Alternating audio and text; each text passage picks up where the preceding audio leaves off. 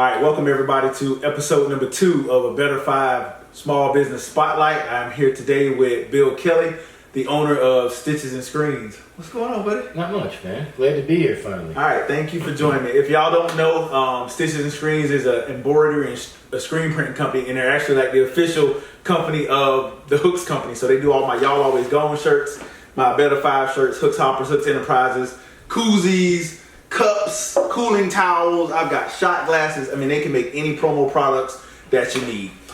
So tell us a little bit about yourself, bud, for those that don't know you. Born and raised on Long Island. Went to New York Maritime. Graduated Maritime, kind of leads us to the next thing. Set sail on the seas. Was a third mate, Bachelor of Science.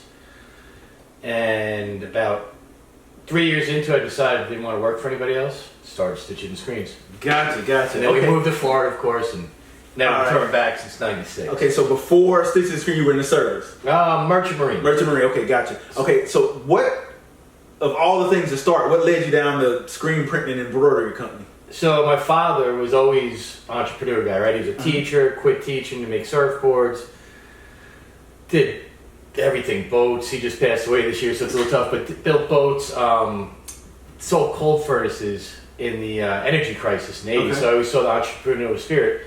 Right about when I graduated Maritime, he started Stitches and Screens. He got out of surfing, surfboards, started making t-shirts and whatnot for the shop out of our basement. And I graduated in '94, and he's like, here you go, here's the keys to the castle, go ahead and let's stay on Long Island, make some t-shirts. Told him, sorry Pops, wanted to see the world, you know. I just got my third mate license, wanted to see the world, and eventually realized down here that I didn't want to work for anybody but myself, and started Stitching the Screens because what I knew and I saw it and I did like it, and I had a little interest in it, and I was selling shirts and whatnot to the ships I was on, so I saw how easy it was to get into. Gotcha. What, if anything, separates your company from people that do the same thing? Oh, the same thing. Well, customer service. Everybody likes to say that, but we prove that. We've been doing together with you for anything and everything you need. Yes, sir. We help you out with. We have a full in-house art department. Our sales reps have over combined 80 years experience. You could say we have 4 reps that have been in the business at least 20 years. And we're not dinosaurs, right? So we constantly evolve. We learn new things and evolve to that. So it's not like we're just screen printing the old traditional way. Our screens, our technologies, our people, constant education, right? So trade shows, just like your businesses, there's a trade show every year. We'll go down, take some classes, make sure we're always educated on the latest and greatest things. The internet, man, I mean, it's come about in the last 10 years, I guess you could say, versus knocking on doors. So we've evolved into company stores. In other words, you have a company and you need shirts, you want us to hold them on the shelf so you can pull from any time. We can do that. We can set you up company stores within on the back end of a program called Inksoft. We can run campaign sites. So if you had you're a nonprofit and you want to raise money, we raised $12,000 for the zoo this year during COVID, right? So we made the Min Zoo shirt. The zoo used their email list, blasted it out. We sold over, I think we gave either $8 a shirt, so we sold $12,000 divided by $8 and presented a check to the zoo. So we're constantly evolving. We're not staying the same. Right. To answer your question in a long, short about way. Gotcha. We're constantly evolving. So that's pretty cool. So the what you said, storing. So that's almost sort of like you're the Amazon of. Correct. You print a shirt for me, you hold it, I sell one, you send it. Correct. Okay. So or if you're a store, one of our biggest accounts are Cantina Louie. Okay, the Mexican restaurants around town. Ben has over 11 stores right now, so we stock all his employees, and all his managers get online and they order once a week, and we drop it off down to the main distribution center.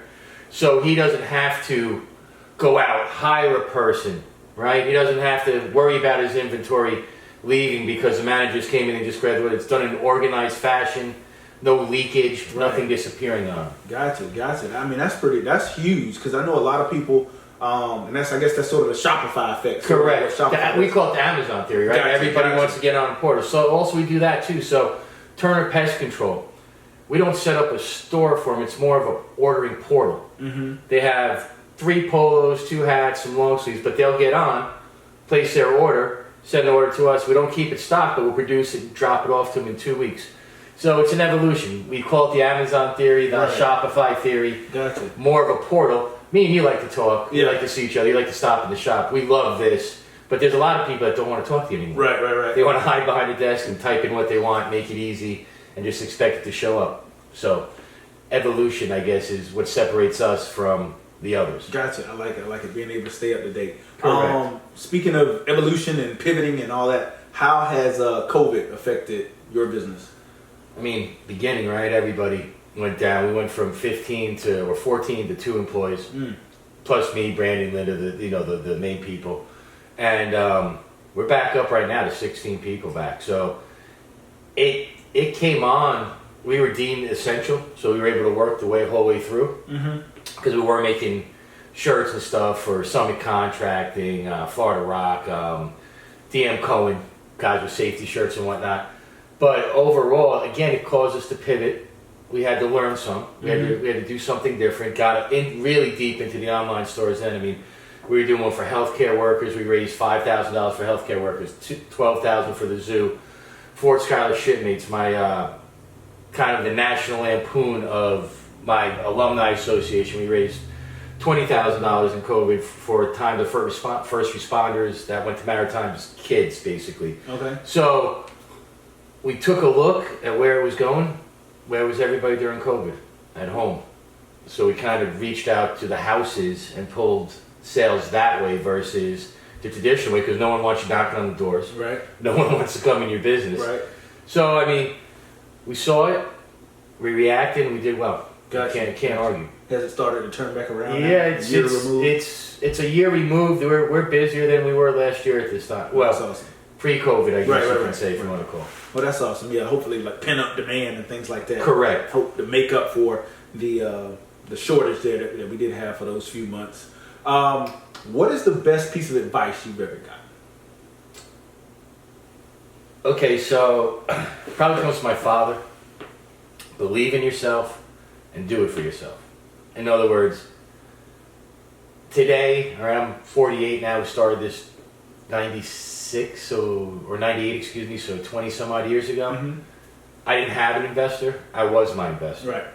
Went to work on the ship, saved my money, made it happen for myself, versus going to somebody and say, hey, can I get some money from you and we'll make this happen? Right. So now I was forced to believe in myself. I was forced to make things happen because I was playing with my money. So the best piece of advice I've gotten is believe in yourself, do it yourself. And then if it grows and you need an investor for something and you've proven yourself, then move forward with that. Gotcha. So outside of things that are necessary for the business, I know you say you hit the trade shows and you're constantly learning to do new things business related. Are you reading any books or listening to any podcasts not necessarily related to the business specifically? How to train your puppy. Okay. All right. So my hands are a little chewed up, and we just got a new puppy. So outside the business, it's all about the puppy. Gotcha. Reason Linda's not here tonight eating dinner with us. Gotcha. It's all about the puppy right now. I always look into Rich Dad Poor Dad and other financial stuff like that. Of course, grabs my interest and stuff like that. I like listening to Barstool Sports. The president, I think he's doing great things, saving small business one at a time. The Barstool Fund that's going on. So I try and stay up on current events, but right now it's really focused on Captain or Puppy. Yeah. So everything's going into him. Gotcha. Yeah, and sometimes those things are all over the place, man. I was reading Richest Man in Babylon for the last couple of months, and I just picked up Green Lights by Matthew McConaughey. Okay. Speaking of podcasts, I listened to the Russell Wilson podcast. He had one called Dangerous or Danger Talk, and Matthew came on and was pitching the book and did a good job of selling it. I went right to Amazon and bought it and said I'm gonna check this thing out. So I'm a few pages in right now. I just put down Richest Man in Babylon. But yeah, sometimes you pick up something that might not necessarily be like self-help or finance or business. Sometimes you just want something different to read. Enjoyment. So that's pretty awesome. Enjoyment, you know what I mean? About the dog. And Matthew McConaughey, especially him, I mean, he's on a roll right now in my eyes. He's pretty true to himself and a super happy man, right? So that's what life is all about, is being happy. Yeah. And how to get there. Indeed. All right, so we're going to do rapid fire real quick, and then we will get out of here. So basically just a couple of quick questions. No right, no wrong answer. First thing comes to your head, and then I'll let you answer first, and then I'll answer. I got a little bit of advantage because but that's all good. Favorite movie? Point Break. Point Break. Okay, not too bad. Not too bad. Anybody knows me knows my favorite movie is Coming to America. It's a great one. Either here or there on the second one. I tell anybody that if you were disappointed in the second one, it's because you went into it with your expectations too high. The first one was so good. The second one could be good, but it wasn't going to be anywhere near there. Definitely not better, but I didn't think it had a chance to be as good. I thought it was good for what it was. So yeah, I see a lot of people, man, the movie was terrible. And I'm like, what did you expect? What's it going to be? How you going to top it, right? Yeah, the first one was a classic. It was a classic. Still a classic. Unbelievable. Gotcha. Okay, so when you were a kid, what did you want to be? When I was a kid, I wanted to be an FBI agent. FBI? That is awesome. And ended up here, you know what I mean? And then when I grew a little, my next door neighbor was a merchant mariner, went to Maritime and surfed the world. So then I was like, heads to Point Break surfboards. Yeah.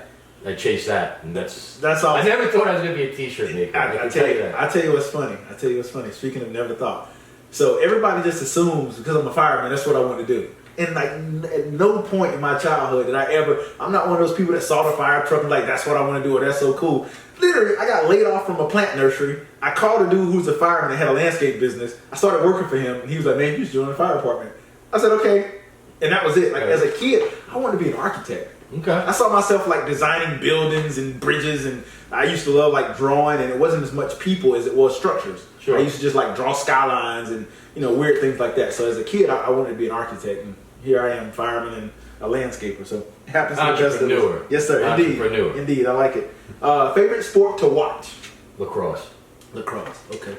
I'm gonna say my favorite sport to watch is football.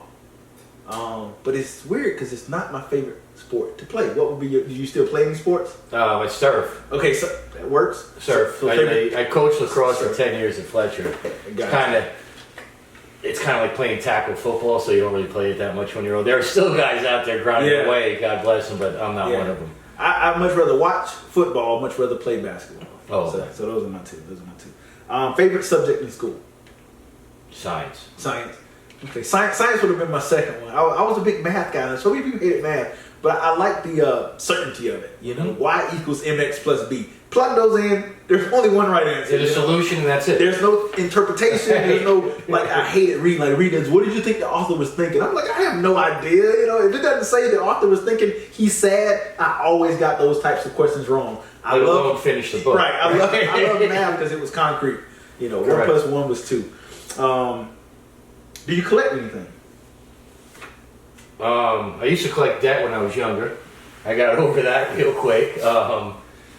Collections, if you go to my garage, old toys, really stuff to do with my family. Medals from my great-grandfather in World War II, eclectic stuff like that, but as far as on the wall, a bunch of stuff, no. I used to collect Smurfs as a kid, but that's about it. I think that is probably one of the best answers I got. I collect shot glasses, so anytime, we love to travel, hence y'all always gone. Anytime we go somewhere, it was something that, is relatively inexpensive. Mm-hmm. They have them everywhere. They're different everywhere for the most part. And, doesn't take up a lot of room in your bag. So, just sort of, we have a bar. So we, a nice one. Thank you. Gravitated to shot glasses. So like I said, we pick them up on every cruise, every trip to Vegas, every trip down to the Keys or whatever. We pick up a shot glass. So that's probably. Guess you can say you collected memories there too. Indeed. Every time you look at it, has a little story. Exactly. Yeah, indeed. Favorite ice cream. These are gonna be real quick. Favorite ice cream. Coffee. All right. I'm a cookies and cream guy. Pancakes or waffles. Pancakes. I'm a pancake guy as well. Coke or Pepsi. Coke. I'm actually Coke Zero at the moment.